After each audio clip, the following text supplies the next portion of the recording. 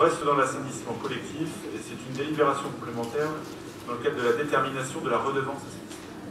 Oui, c'est effectivement juste pour compléter la délibération qu'on avait pu prendre le 28 mars dernier sur les scénarios, le scénario d'équité tarifaire pour la détermination des montants de redevance assainissement sur la période 2010-2021. Alors, c'est pas de 2010. Pour rappel, c'était le scénario C qui avait conduit à une hausse du tarif moyen jusqu'en 2028, une harmonisation des tarifs de délégation de services publics et de régie à terme, et de lisser dans le temps le programme d'investissement tout en les priorisant, et de rattraper les tarifs les plus faibles sur 3 ans pour tout converger en fait vers le tarif cible, donc avec une part fixe à 50 € et une part variable à 2,309 €. Donc par contre, le souci, c'est que la délibération n'intégrait pas la commune de Montviron, qui depuis le 1er janvier 2016 fait partie de la commune nouvelle de Sartilly-Bébocage, mais qui d'un point de vue assainissement est rattachée au système d'assainissement de l'Aide-Sivu-Bassy-Lolif-Montviron. Par ailleurs, il convenait aussi de préciser que pour les secteurs de Poyer raccordés au système d'assainissement du Val-Saint-Père, dans le secteur de l'Antille, ce sont les tarifs de la délégation du service public qui s'appliquent, et que la commune de Chérancé-le-Roussel dispose désormais d'un système d'assainissement collectif.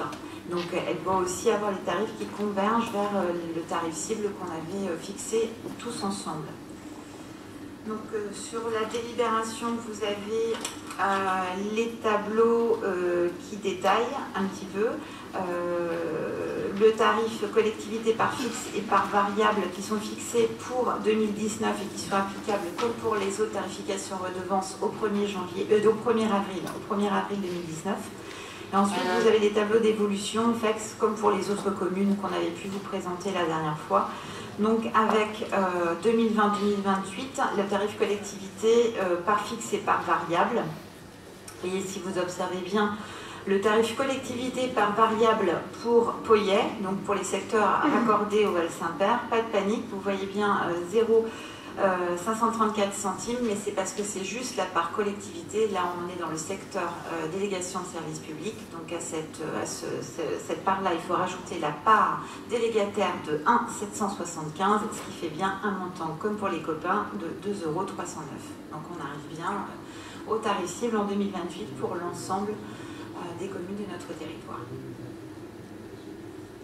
Merci Peggy. Est-ce qu'il y a des questions, des remarques? Non, écoutez, je vous propose de passer au vote directement.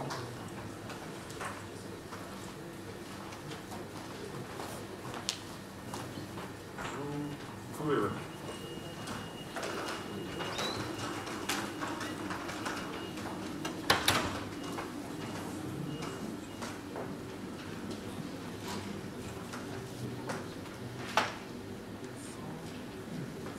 Votes reçus, 123 favorables, 1 défavorable et 4 abstentions, donc un point adopté à la majorité. Le point